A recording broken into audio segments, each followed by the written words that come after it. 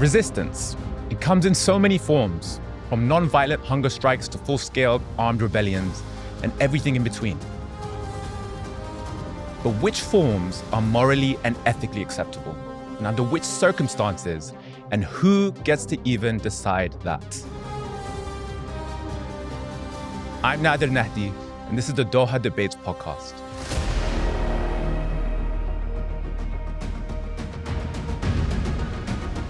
While the world recognizes that there is a right to self-determination, which Palestinians do have, they are also loath to recognize that Palestinians have a right to resist because they have not had their self-determination. Holy cow, you will see the splitting away of a country into bits and pieces. Do you think that will make China a stronger nation, a richer nation, a wealthier nation? No. That means the central government will not tolerate that. But resistance by its very nature is something that's happening from the outside, and it is necessitated because of exclusion. What resistance is seeking is to bring about change to then also have more inclusion, more equity, more justice. State will always use their law to declare resistance to their rule illegitimate. Our question today, how do we decide what type of resistance is legitimate?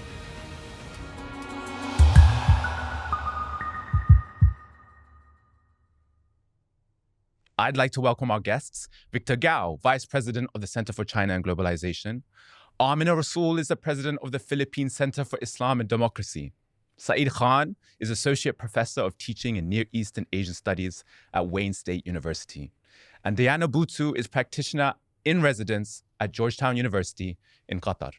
Now we're going to get straight into it, right at the jugular. The first question I want to ask you, Diana, is how do we decide what type of resistance is legitimate? It's not for you to decide. Tell me more. It's for the people who are resisting to decide. Look, I think there's been an obsession with focusing on the people who are resisting rather than focusing on the reason that they're resisting. In other words, I think that what's obscured in this discussion is why people are resisting. And in fact, it lets people get away with, lets the oppressor get away with what they want to get away with when we begin to microanalyze and microscopically focus on whether it's moral, whether it's ethical, who decides, and all of those sorts of things. So for me, the question is, are we really addressing the underlying reasons of why there is resistance in the first place? And from there, we have to ask the people who are doing the resisting themselves. So you're centering the people who are the determiners of whether or not resistance is justified. Victor, I'd like to send that to you. What is a justifiable resistance in accordance? Well, I think, first of all, resistance does not exist in a vacuum. It exists in a context. Therefore, we need to look at what is the overall context which gives rise to resistance, and what's the reason for resistance, and what is the reason to create resistance to start with. And we also cannot just look at resistance in isolation of the context, because depending on the circumstances, there are different ways to do the resistance. As you mentioned, through violence, through war, through conflicts, through configuration, or through, for example, peaceful means, consultation or negotiations. So it all depends. It's all relative to the context. Thank you. Saeed, is there something we're missing here? Is there a point with regards to justification of resistance that we haven't quite touched upon yet? Well, part of it, I would argue, is spatial. If resistance was happening from within, it would be called reform. But resistance by its very nature is something that's happening from the outside, and it is necessitated because of exclusion. What resistance is seeking is to bring about change to then also have more inclusion, more equity, more justice. Those are what then provides that kind of moral and ethical architecture that you're describing. So I think it's important to then qualify this when we take a look at what are the sources of power against which resistance is acting, what those sources of power do themselves and under what guise to, in some cases, deceive people in thinking that they're effectuating that kind of change, and then seeing how resistance itself is responding to that and trying to bring about a change that is more inclusive. So I'm feeling you're kind of a bit more aligned to Victor's assumption that resistance is contextual and it depends on a variety of different factors. Amina, would you agree with them as well? Yeah, I really do. Everything is context. Case in point, the armed resistance, the rebellion, so-called, of the Moro National Liberation Front and the Moro Islamic Liberation Front in southern Philippines. The wars against state started in the 70s. But before that, and this is something that the nation has forgotten, the Muslim South was peaceful, progressive, rather rich. And then there was martial law, and two reasons were given for the imposition of martial law. The first one was the Communist Party in the north, and the second reason was the so-called armed rebellion, the secessionist movement of the Muslims, which did not exist at the time. So context, a peaceful, progressive, relatively law-abiding community of Muslims had to turn towards armed resistance. And originally, it was rejected by the Philippine government and by allies. But after the organization of the Islamic Conference saw the legitimacy of this resistance, they were fighting not just for survival, but against tyranny, fighting for the stolen sovereignty of our people. Then the international community started seeing the legitimacy of the armed rebellion.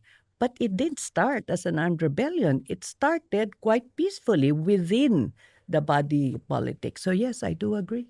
Yeah, but I see you more aligned with Diana's frame of thinking, which is the people really ultimately are the people who define what's justifiable and what's not. Context for me still sounds a bit loose. What do we mean by context? What context is justified, for example? Victor, can I send that to you? Yes. Is there an imagined context where resistance is justifiable? And what is that context? When you mention resistance, what comes to me immediately in my mind is after Japan launched the wars of aggression against China, China launched the war of resistance against Japanese aggressors, because the Japanese aggressors in 1931 and thereafter wanted to defeat the Chinese nation. It forced the Chinese nation to the corner, and we are left with no other choice but to resist against such wanton aggression against the Chinese people. And everyone in China was united in this common struggle of resistance against Japanese aggression. And I don't think there is any doubt about the legitimacy and the absolute necessity of this war of resistance against Japanese aggression. And then after Japan bombed the Pearl Harbor in December 1941, Japanese aggressors forced the United States to declare war against Japan. And China and Japan became allies. And we worked together to eventually defeat the Japanese aggressors, forcing it to unconditionally surrender. It means that the war of resistance against Japanese aggression is not only legitimate and fully justified, it was also fully acknowledged by big countries like the United States. And then the fact that we forced the Japanese aggressor to unconditional surrender also demonstrated the full validity of our war of resistance. So that is how I look at the right and justifiable way of resistance against an imminent threat, imminent enemy, aimed at wiping out your civilization, killing your people, for example. And then when you talk about other forms of resistance, for example, what happened in Washington, D.C. on the Capitol Hill on January the 6th, whether it is resistance or whether this is kind of a chaos or violation of the rule of law, it depends. It's relative to different groups of people. You know, the system itself may come to the conclusion that it is not legitimate and justifiable resistance. It is actually chaos. It is violation of the rule of law. But the people involved, thousands of them, at least on the scene, they felt they were justified to resist what they claimed to be an oppression of the government, denial of their rights, etc. So when you have different views, one side of the equation versus the other side of the equation, then you need to have a process. Would you say it's reasonable to look at resistance through two dimensions? One is resistance being the act itself, and the other is the tactic that is then employed. And I like how you are framing this from the standpoint of absolute and relative. But I think you can also look at it from the standpoint that in both cases, there is a legitimacy of resistance to not accept the status quo. But how one does about it is, I think, really critical. In the case of January the 6th, the resistance was to an outcome which, as you said, could then be exercised through a certain process which is already in place. It is the tactic that was used by the insurgents which is illegitimate. The question then becomes, does that make resistance itself illegitimate? So to go ahead then and bifurcate resistance into looking at it through the act itself and then the tactic that is used might be helpful. I'd like you, Victor, would you like to respond to that directly before we move on? I agree, actually. And when we look at resistance, there are so many things we need to verify and balance off. For example, when you look at an act of resistance, sometimes you also need to weigh the pros and cons, the benefits and the losses. For example, using the family as an example, I would say within the family, unless there are extreme circumstances, most of the situation should not give rise to violence or resistance. Most of the differences can be worked out amicably between and among family members. But if one member really goes to the extreme, for example, violates the law, violates or denies the human rights of the other members of the family, then the victim probably should really resist, and their resistance may be fully justified. But again, purely within the family, it's not the end of the process. You need to bring this to a court or family court. You have international laws already. You have UN resolutions that actually define legitimacy. That's why in the case of the Muslim fighting for the wars of independence of the two liberation fronts, later, as the fighting continued and it was a no-win situation, the international community did step in because they recognized the legitimacy of the fight. Now, we from the South, we always thought we were right, but things did not turn around until the international community, citing law, stated that, yes, this is legitimate, and that forced everybody to the negotiating table. So you're talking about the malpractice of institutions that supposedly are governing in a justifiable way, but actually are obscuring justice in the case of... Well, in the case of the fight of the Muslims of the South, Yes. We called it an illegitimate government. Yep. Because there was already talk of genocide. There was, at the time we called it Hamletizing, right? Like in the Vietnam War, Hamletizing the Muslim communities. And there was really warfare in the South. And we felt that we had to fight. Didn't Mandela, in a speech about Palestine, didn't he say something like, peoples have this option to submit or to fight? And in their case, no submission. They're going to fight, and that was legitimate. My work focuses on Palestine. And when it comes to the issue of Palestine, the world has changed since the Second World War.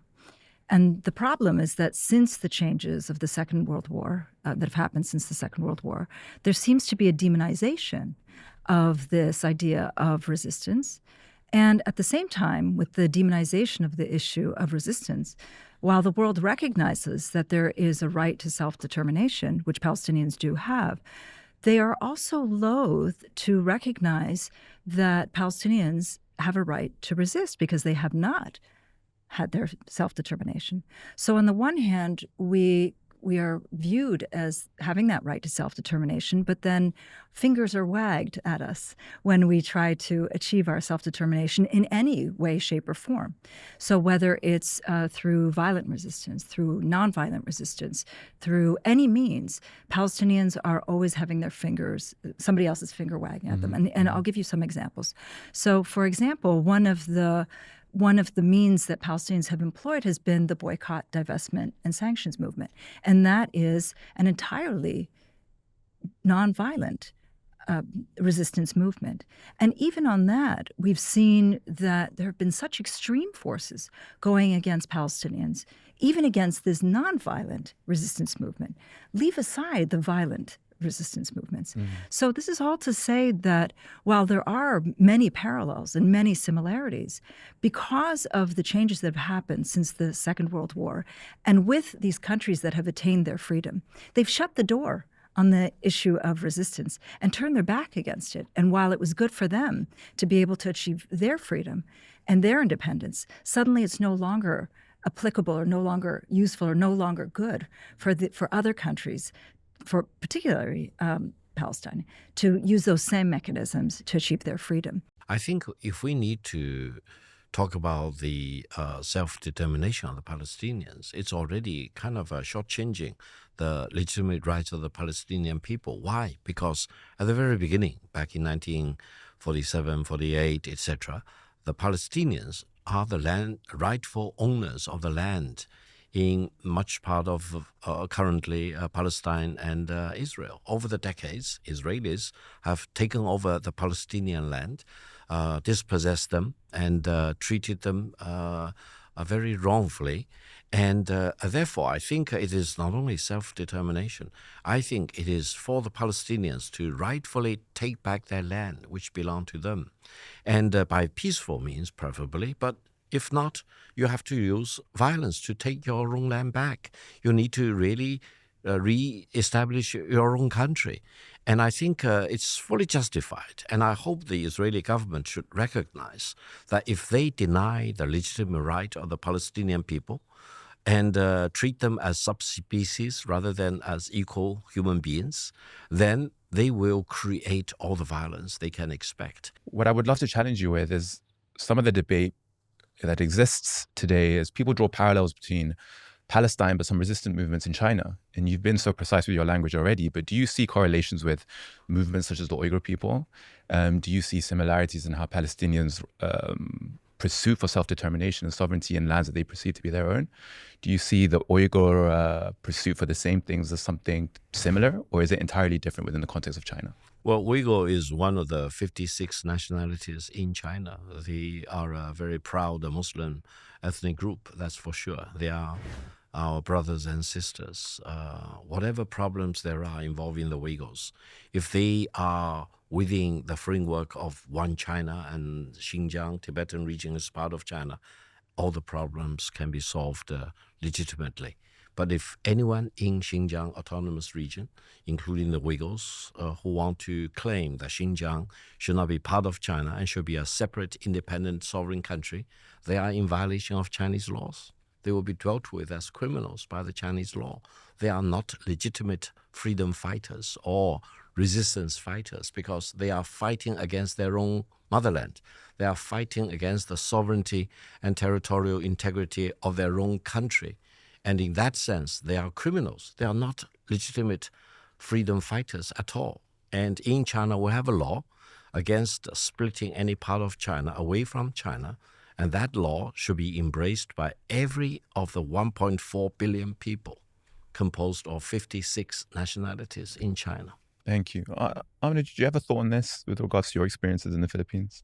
Well, it just occurred to me that was how government saw us, the Muslim South, in the 70s during martial law. And I remember, Victor, that statement, one man's freedom fighter is another man's terrorist.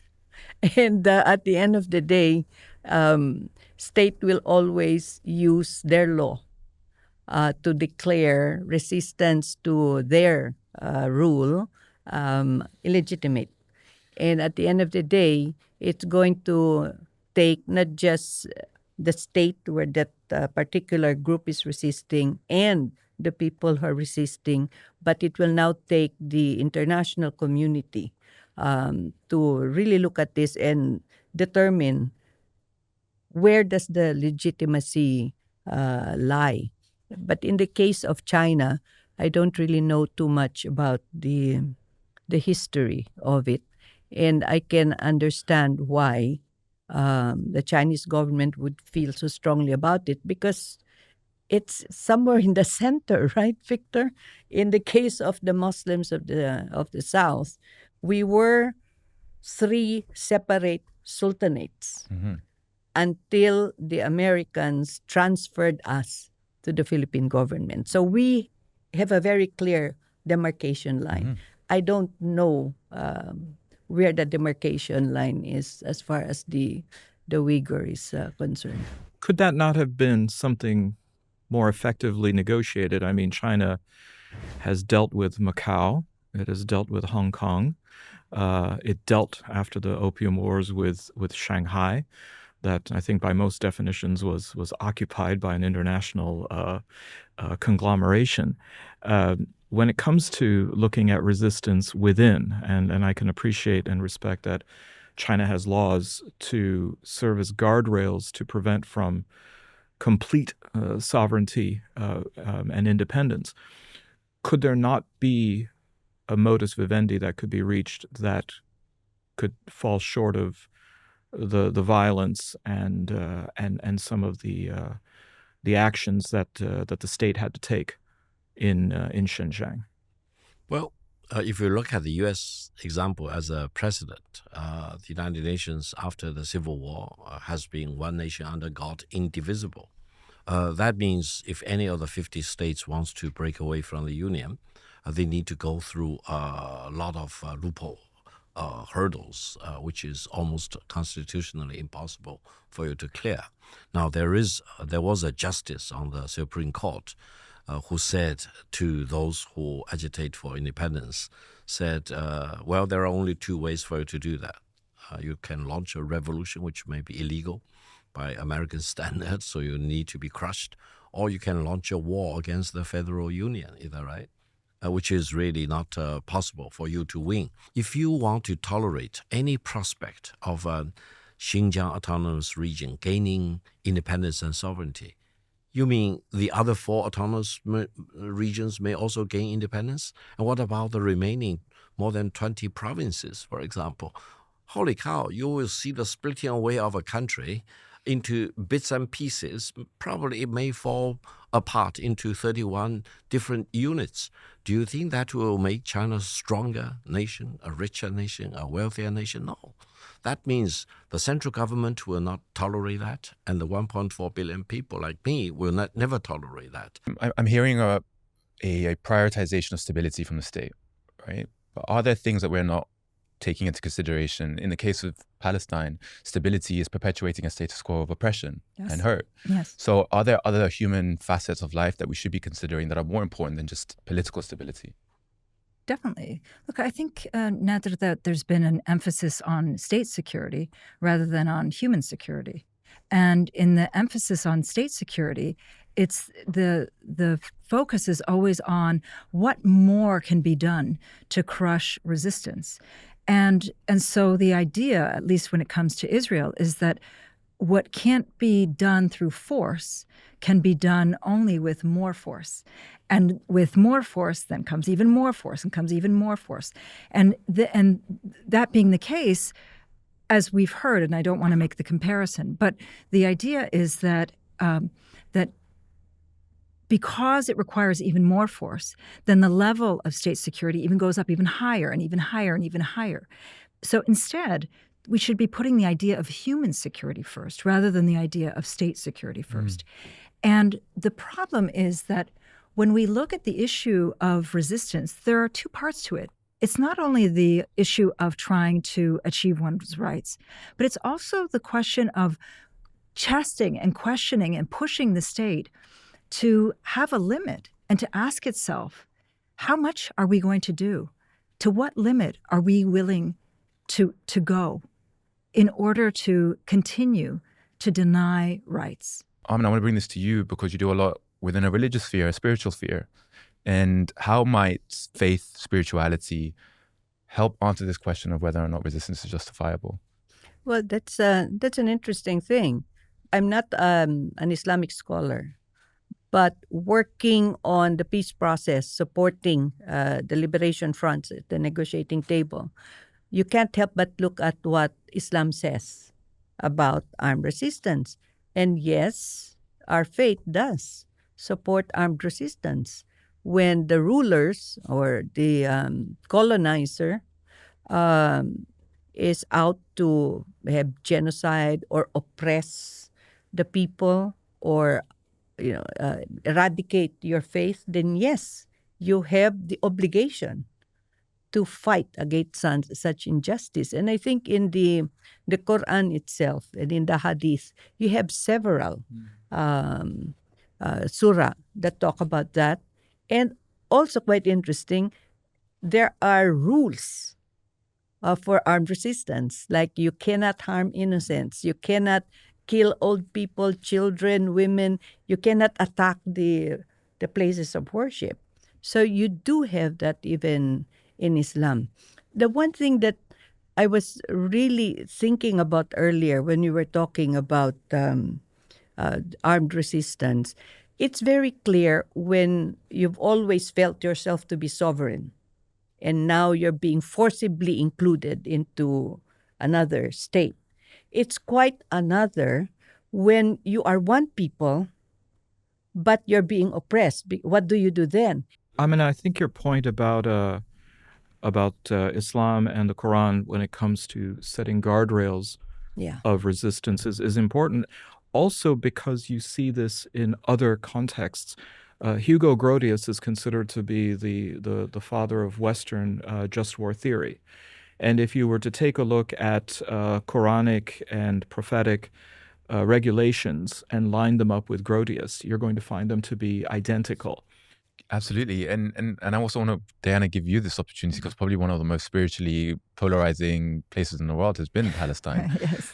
So how has that ethical framework helped justify the resistance movement there?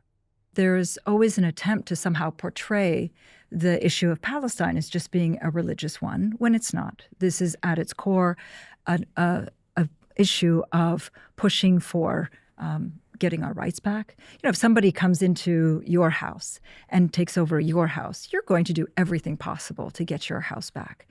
And it's not that you're going to think of it in religious terms or in moral terms. You're going to do whatever is necessary to get the person who has taken over your home out of your house. At the same time, there are these debates and there are these discussions in Palestine of tactics, of morals, of ethics, of all of these things. And I think this is not just a question of Palestine. I think it's within all of the resistance movements around the world. But at the same time, I can't get out of my head the role religion plays in galvanizing popular sentiment around a movement like Palestine. Whether we like it or not, there's a reason why an Indonesian a million miles away feels so emboldened and passionate about the Palestinian cause beyond what's normal. Mm-hmm. There's a undeniable spiritual thread that connects people across the Muslim world to this movement itself. Yes. Is this something to be welcomed and justified as mobilizing people under a shared spiritual sentiment? Or should we be encouraging people to see it as a secular, moral imperative as opposed to a spiritual one? Nadir, but there's also people in the United States, in the UK, it's around the world. Why is it that people in Indonesia and in the rest of the Muslim world, why do they feel so passionate about it? Because there are holy sites there. And because what Israel is trying to do is not only erase Palestinians from this land, but they're trying to erase Islam from this land as well. As we're witnessing the genocide in Gaza, we're seeing that people around the world are pushing back and they're doing what they can as citizens of the world.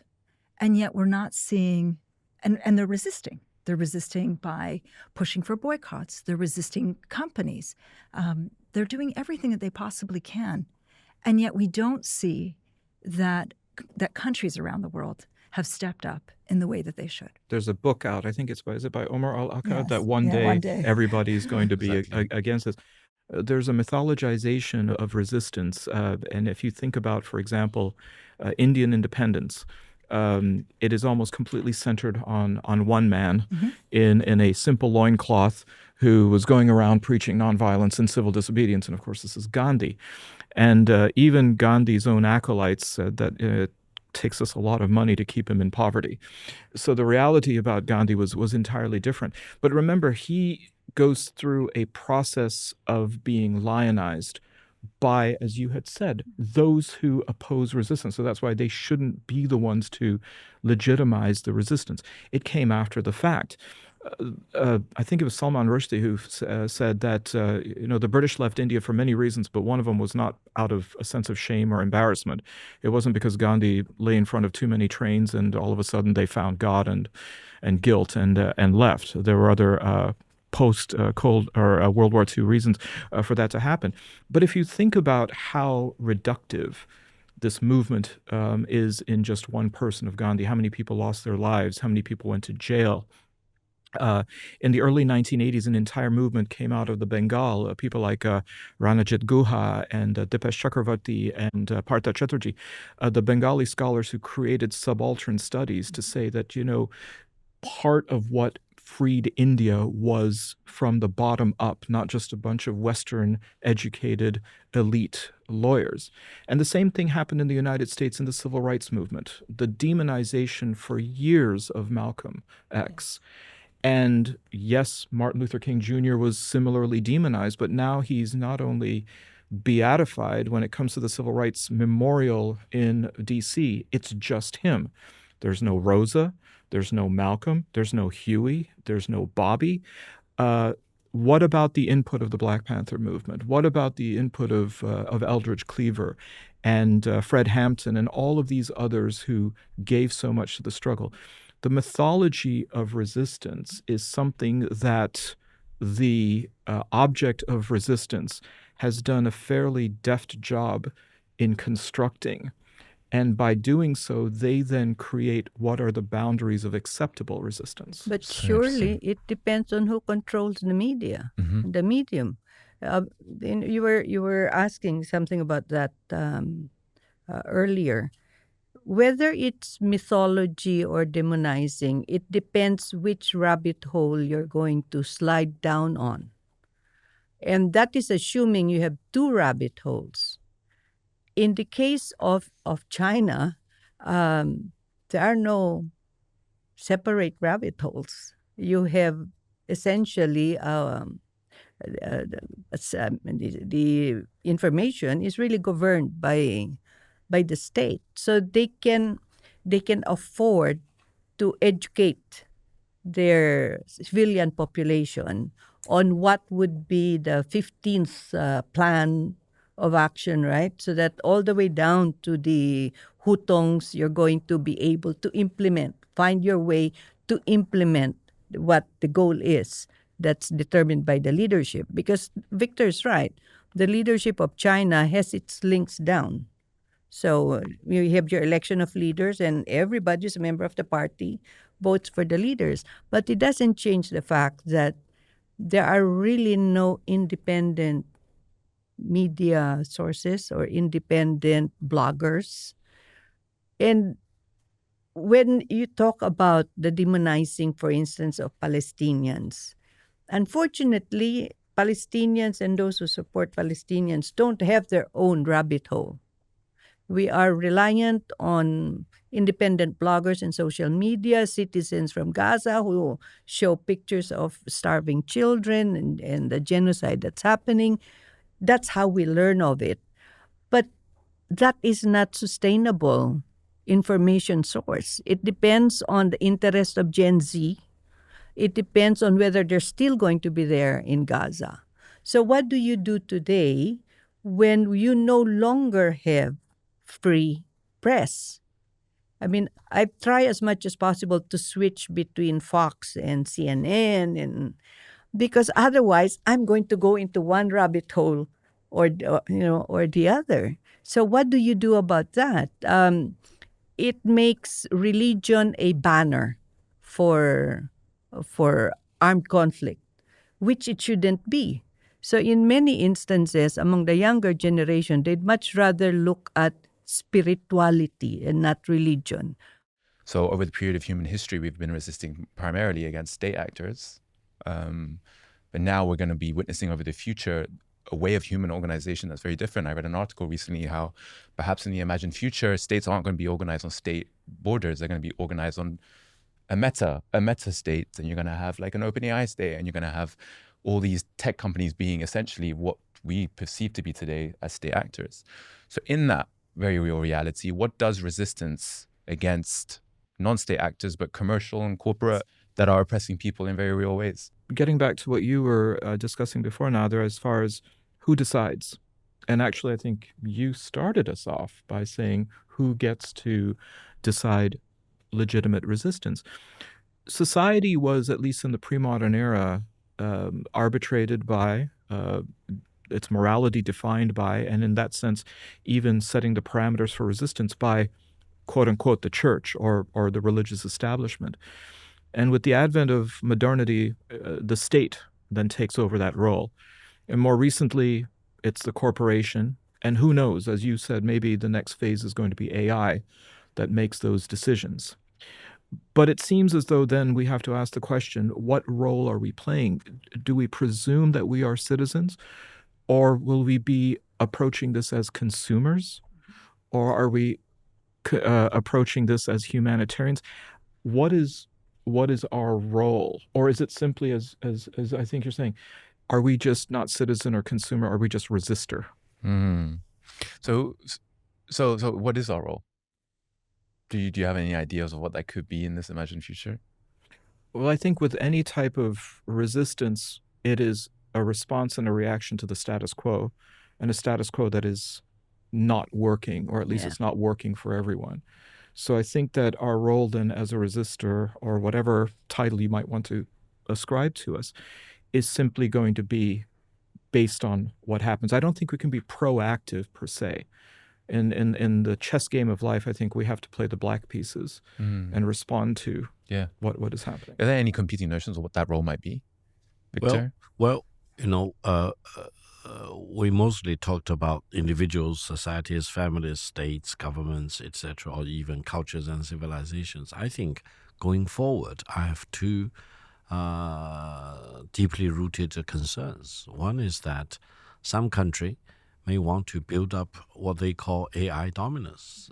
If any country achieves AI dominance, it will be a terrible situation, because I would say sovereignty of about 200 countries and civilizations, cultures probably will be decimated, because AI dominance achieved by any one single country will be, really a disaster for most of us. That's number one. So I think we should not allow any country to achieve AI dominance.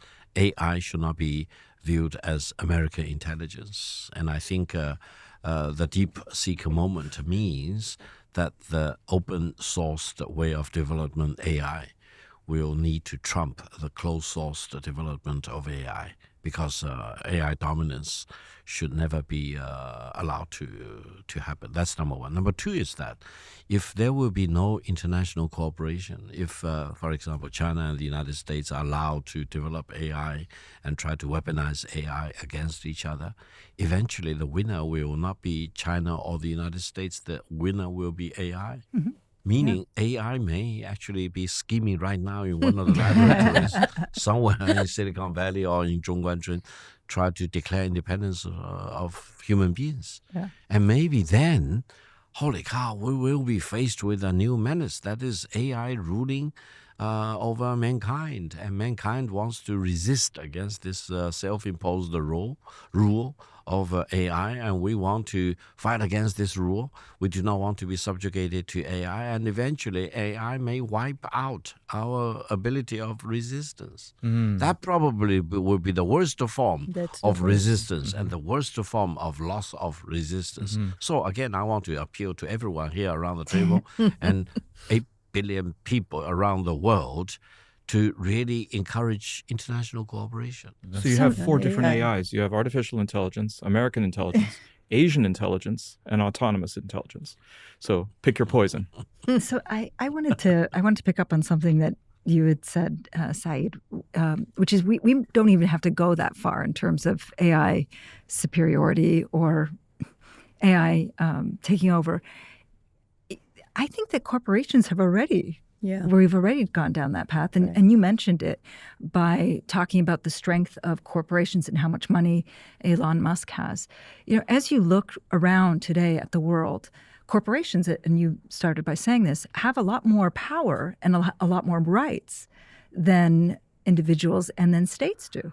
And you see this in the ways in which laws are passed, and you would know this as a fellow lawyer, that if you look, for example, at criminal laws on an just on a state level, that if you see a criminal law, for example, that relates to practically the same crime, for example, theft, where it involves one person stealing from another, for an individual who does that, the sentence is going to be much higher than what we call white-collar crime, where it's a person who's stealing a lot of money from many people through a corporation. And that's because laws are not developed just out of the blue. They're developed on the basis of power. And these corporations already have that level of power. So we don't need to go down the path of looking into AI, which I agree with you is a problem. But we should be looking into the power of corporations. And so our resistance should be going down that path of looking into the power of corporations and what these corporations are doing and what they're doing not only for us on a daily basis, but what the pressure is that they're going to have in the future. Or acting against the interest of an entire country or collection of families. A corporation cannot be tried for treason. Exactly. Okay, it cannot really suffer the death penalty unless it imposes it upon itself, like Enron or human some rights. entity, or human rights. I guess for me the challenge with that is that so many communities around the world don't perceive their resistance as an economical transaction. They don't perceive it whether or not it's net positive. For them, it's at times irrational. Sometimes it's rooted in spiritual belief. Sometimes I believe it's my spiritual imperative to be resisting against the power that be. They would rather live a life of fighting than feeling like they have a foot at their neck, even though it might be rational and it might make total sense for them to continue to be living a life placated and subdued by an oppressor that might exist. I want to bring you in here, Amina. Does spirituality provide like a irrational justification for us to fight for the things that we hold dear, including our faith in God or our people? Is it just a net positive conversation? Are there more elements to the human experience that justify resistance? If there is injustice, there will be resistance. If there's genocide, there will be armed resistance. And it will start maybe with an individual, a community, but it could rage like wildfire. There's no stopping that. And is religion going to be a factor here? Organized religion, yes. Most of the time, unfortunately, organized religion sometimes work with the state. But here you have to talk about the spirituality behind faith, the belief in God, the belief in what God has told us to do, which is do unto others what you want others to do unto you. Protect the innocent, protect the community, protect your faith. That will never disappear. And that will now make people rebel, go into armed resistance if the state, in their security paraphernalia, tries to oppress, commit genocide, and wipe a community out so that it can secure itself. And it brings you back to the concept of human security. And it makes me think that perhaps what we really need is more women at the table. Yes. And more women in the Department of Defense or War, as they call it now, because women bring a different perspective to the table. If you want a change in the way things are going, bring Diane back to the negotiating table in Gaza. Why don't you? Tying this up, I want to hear from every single one of you a resistance movement that changed the way that you think, changed the way your politics, your belief system, a particularly inspirational resistance movement throughout history that has had a profound impact on your lives. Victor? As I mentioned, I keep thinking about the Chinese People's War of resistance against Japanese aggression, because that's the single most important existential battle for the Chinese nation and for the Chinese civilization. And in that spirit, I call on the Palestinians to learn what the Chinese nation did between 1931 to 1945 and never give up, and always, put in the strongest resistance possible to regain your freedom, regain your land, and regain your statehood. Thank you, Victor. Diana? The obvious for me, which is the PLO, the Palestine Liberation Organization, the ANC, and of course the Movement of Liberation in Algeria. Those were the three that were the most formative for me. What did you take away from those last two? The last two was the combination of armed resistance and the combination of boycotts, as well as making the movement viral. And also not being apologetic about the use of armed resistance. Thank you. Saeed? Let's see. There's a man who decided to challenge the status quo, which was rife with political iniquity and an imbalance of wealth in a society. He had to move away from his own birthplace, establish a community, and did a social reengineering project which moved people outside a tangible social model of a tribe to a transcendental model of a city-state, and in doing so moved from a tangible understanding of the divine to a transcendental model of the divine. And this is the Prophet Muhammad. Yeah. I mean, that is probably the archetype of resistance that then changes things spiritually as well as socially and politically. Beautiful, well said. Yeah. Thank you, Saeed. Yeah. Amina?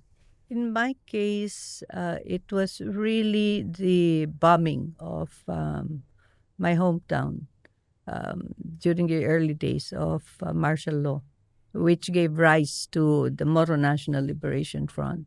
And seeing the destruction of my home, losing everything that we had, some cousins were killed, and that continuing, that really changed my mindset. But the thing is, my mother always believed in dialogue, that if there is a peaceful way to resolve, even if it's armed conflict, if there's a peaceful way to resolve it, go there first. Because she said, according to our faith, according to Islam, you have to fight against injustice. But if your enemy offers peace, then you must negotiate for the peace. And those two things, the destruction of my home at the start of martial law and hearing my mother's voice saying that changed everything for me. So we supported all kinds of demonstrations against the war, against the genocide in the South. But at the same time, we were also trying to look for ways within the bureaucracy to try and advance the agenda to stop the fighting. But it took 50 years. Thank you, Amina. That was beautiful. And thank you, everyone, for contributing such profound and informative remarks that we've all benefited from. So on behalf of everyone watching, our deepest, deepest gratitude.